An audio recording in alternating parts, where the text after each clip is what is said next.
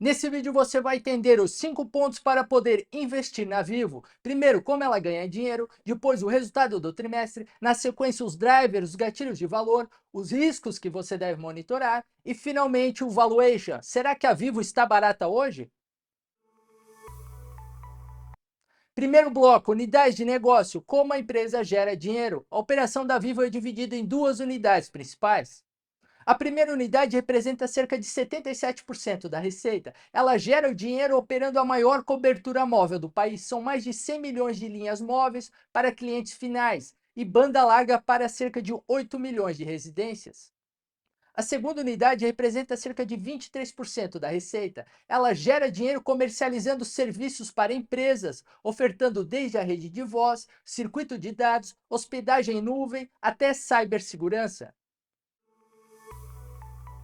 Agora que entendemos um pouco das unidades de negócio, seguimos para o segundo bloco, com os resultados do trimestre. A receita líquida atingiu cerca de 15 bilhões, uma expansão de 7% na comparação anual. O setor possui sazonalidade, então a comparação é sempre feita em bases anuais.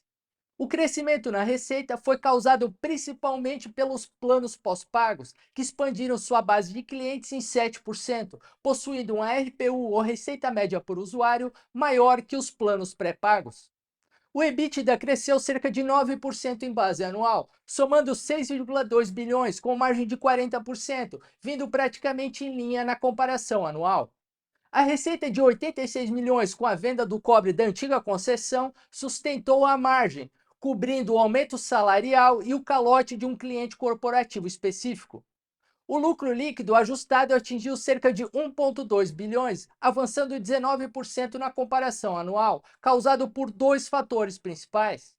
O fim da amortização pela compra da GVT poupou 24 milhões no trimestre, enquanto que a reciclagem da antiga rede de cobre gerou 86 milhões de lucro. A dívida líquida encerrou o período em cerca de 10 bilhões, com uma alavancagem de 0,4 vezes o EBITDA. Isso considerando como dívida toda a infraestrutura física, como torres de transmissão e aluguel de postes. Considerando apenas a dívida bancária, a empresa na verdade tem uma posição de caixa líquido, ou seja, mais caixa que dívida, em cerca de 4,4 bilhões. Se esse vídeo está te ajudando a entender melhor os resultados da empresa, segue o canal no botão aqui embaixo, junto com o link para assinar a carteira Valor. A companhia confirmou a distribuição de proventos igual ou superior a 100% do lucro, apurado já em 2026. Até o momento foram destinados 4 bilhões referentes à restituição de capital e 2,4 bilhões referente ao JSCP. Agora que entendemos o resultado, vamos para o terceiro bloco com os drivers, o que pode destravar valor para a ação.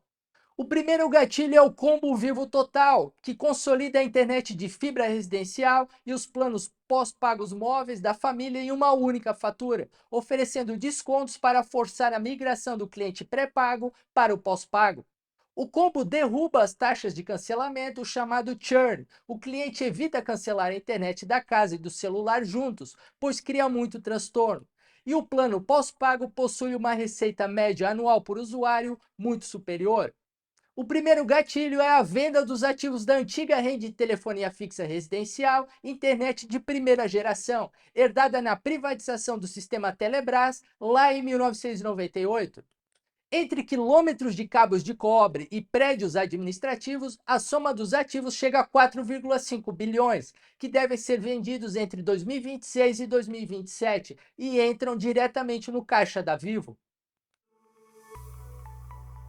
Mas como nada é garantido, no quarto bloco precisamos monitorar o que pode dar errado.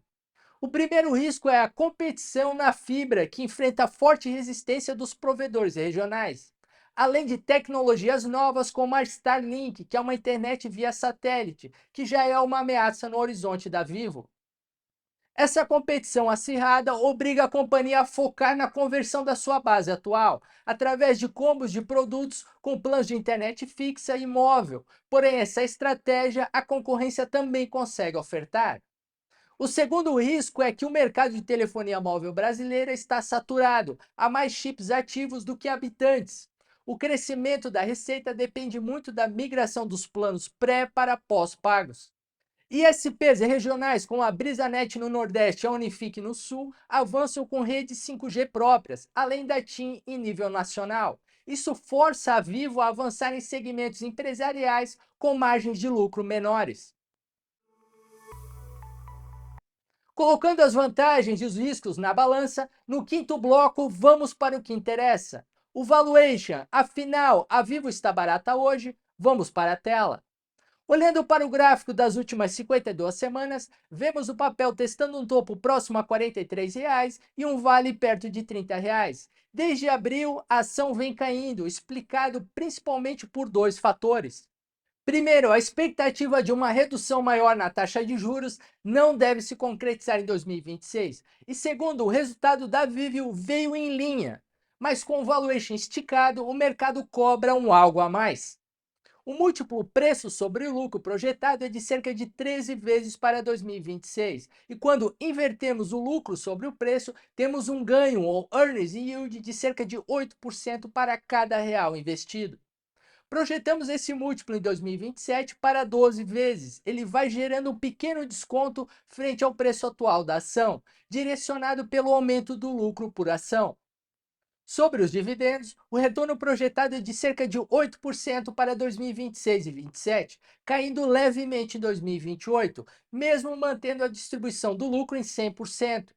Essa pequena queda é explicada pelo seguinte fator: em 2026 e 2027, o lucro distribuído ficaria acima de 100%, porque a empresa deve distribuir uma redução de capital vindos da venda dos ativos da antiga infraestrutura. Já em 2028 adiante, o dividendo viria apenas do lucro da operação.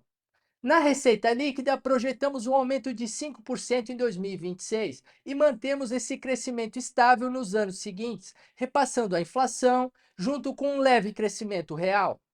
No curto e médio prazo, a Vivo deve crescer de maneira moderada, pelo fato principal do segmento de atuação é a venda de planos de celulares, que já está maduro no Brasil, sem altas taxas de crescimento esperadas no futuro. O EBITDA projetado é de cerca de 26 bilhões para 2026, com margem de 42%, mantendo esse patamar em 2027. Já em 2028 adiante, projetamos a margem estável em 41%. A margem operacional de 2026 e 2027 está considerando o ganho com a venda dos ativos legados, avaliado em 4,5 bilhões, que inflam o resultado. Já em 2028, a margem projetada é estrutural da operação. E finalmente projetamos o lucro por ação em cerca de R$ 2,50 para 2026 e R$ 2,80 para 2027, com uma margem líquida de 13%. A margem líquida está inflada pela venda dos ativos da antiga linha de cobre dos imóveis. Em 2028, a margem líquida cai para 12%. Mesmo assim, está acima do histórico, em cerca de 10% da receita. Na B3, a comparação é com a TIM, competindo diretamente pelo cliente final, em planos pré e pós-pagos, internet fixa. A Vivo possui uma rede de fibra residencial própria, líder isolada com mais de 6,5 milhões de clientes conectados, enquanto a TIM Ultrafibra orbita na casa de 800 mil clientes. A nossa indicação oficial para a Vivo é neutra, o nosso preço-alvo é de R$ 40. A ação hoje possui uma margem de segurança de cerca de 19%. Ficando abaixo da nossa margem de segurança padrão, que é de 30%. O rating neutro reflete principalmente o desconto frente ao preço-alvo, que consideramos ainda baixo. A empresa possui índices de rentabilidade excelentes, o setor proporciona uma receita recorrente e o balanço é muito forte. Se a ação cair para um preço ao redor de R$ 30, a ação se tornaria uma oportunidade de compra. Se essa análise foi útil e você quer baixar esse relatório completo em PDF, além de ter acesso a todas as nossas teses de investimento, o link para assinar a carteira Valor está na descrição do vídeo. Obrigado e até a próxima!